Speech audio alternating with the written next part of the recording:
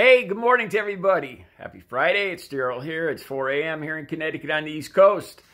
I'm going to try a different format today with my camera. I got some helpful comments from you guys. I'm trying to work out different ones, especially concerning the reverse images. I'm working on it. I have a hard time changing a method once I get used to it, but I'm working on it.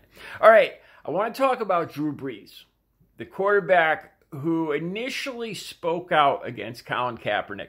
Now, I've done 4 or 5 videos on Colin Kaepernick, going all the way back to my old channel, probably almost 2 years ago. Personally, I have always thought of Colin Kaepernick as a true American hero. I did a video. I've been trying to find it because, like I said, I've done 4 or 5, and there was one that I particularly liked where I talked about how it's a misunderstanding. On the right, the Trump supporters, the people that berated Colin Kaepernick, misunderstood what the whole point was. I don't know if it was intentional or not.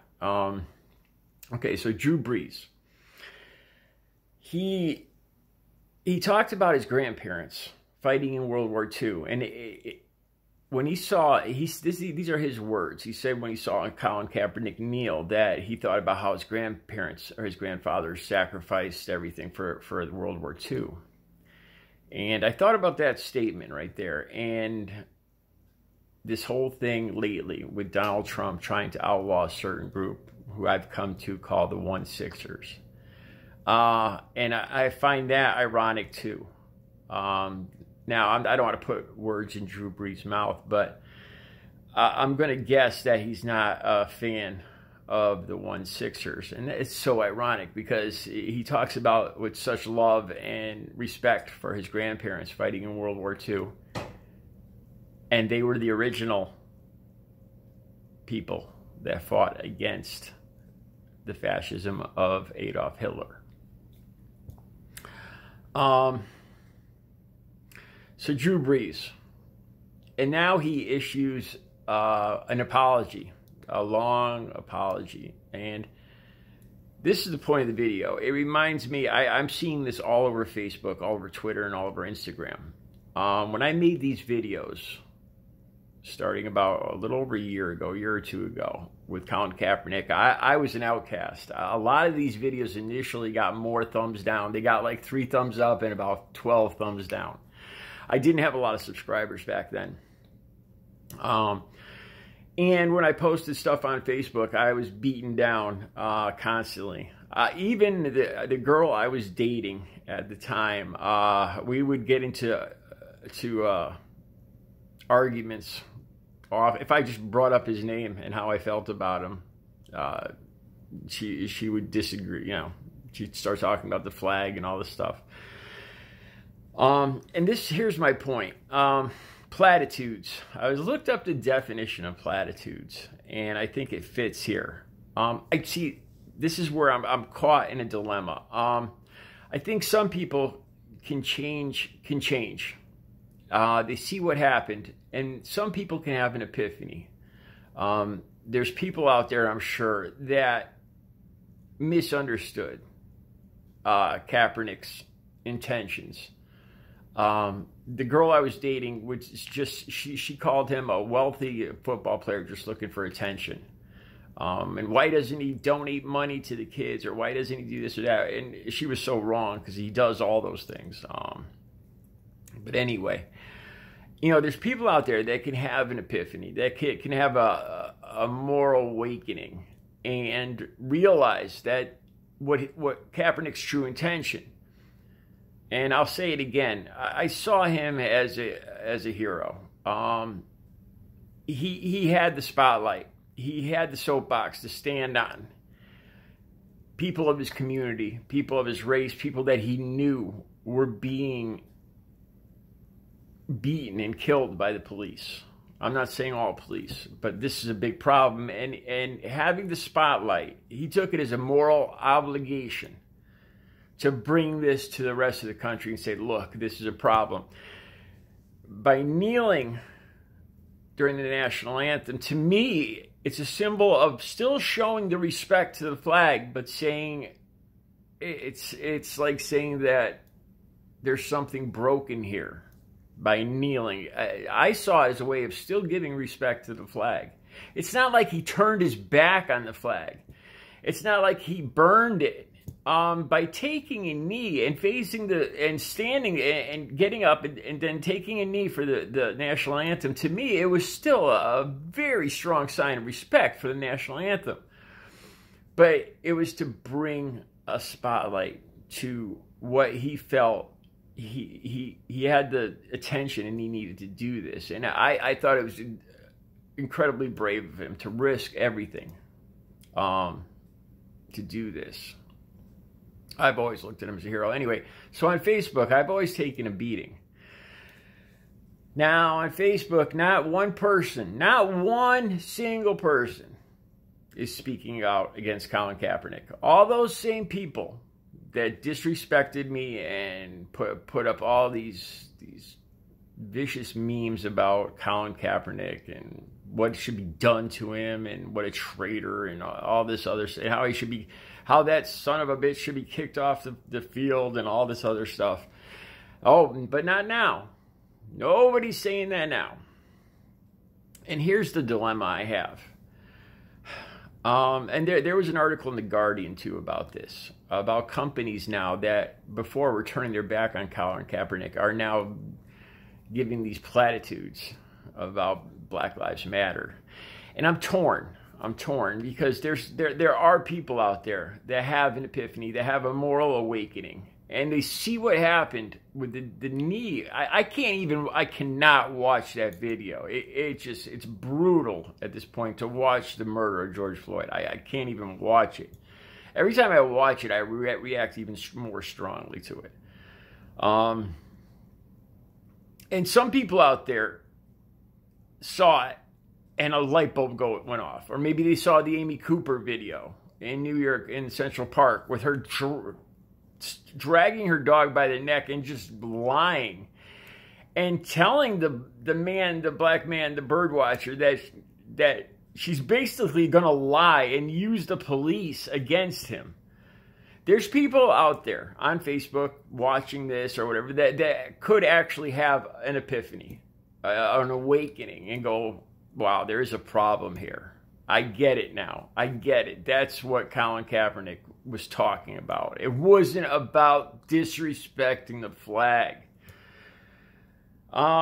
So, the reason I bring up Drew Brees is because now that he's been called out on it, the Green Beret, there was a Green Beret that actually talked to Colin Kaepernick and planned this whole thing with him kneeling. A Green Beret.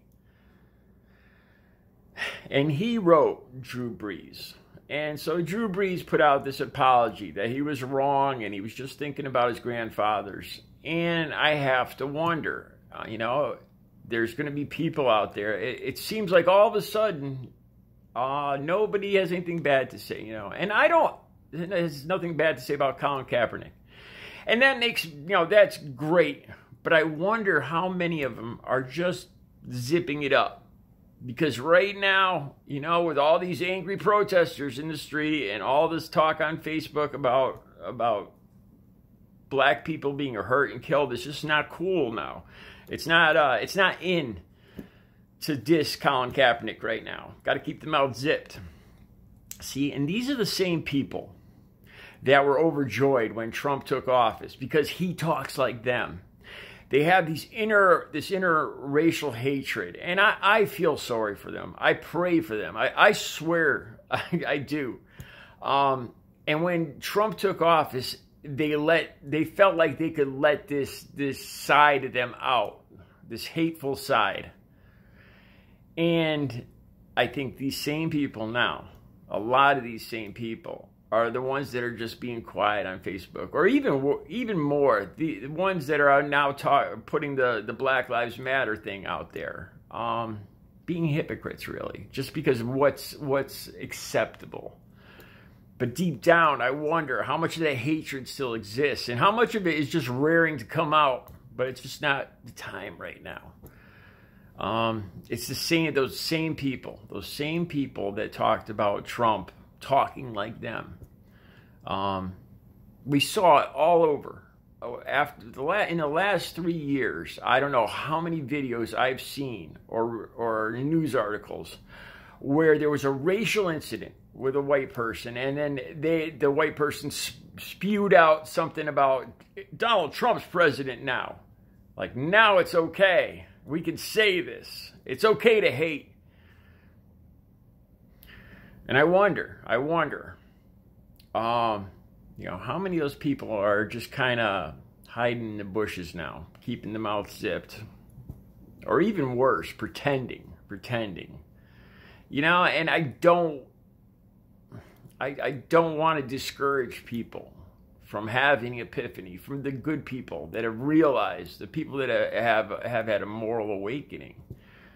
I know there's got to be people out there that see this and are touched by it and realize, a light bulb goes off. I know there's got to be people out there. So I don't want to insult or disrespect those people that truly have had a change of heart and see that there's a problem here. But as far as Drew Brees, I don't know.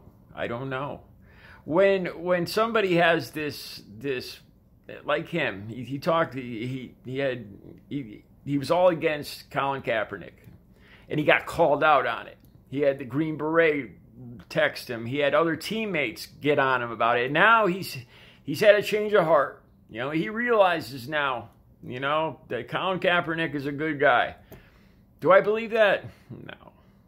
Because he was called out on it. He was pressured. He's one of those Trump supporters that are just zipping it now until the time is right again to let that racism back out. I hate to be pessimistic like this. I hate to be doubtful of people's good nature. I do. It goes against everything I believe. But I posted recently, the same exact post of Colin Kaepernick kneeling.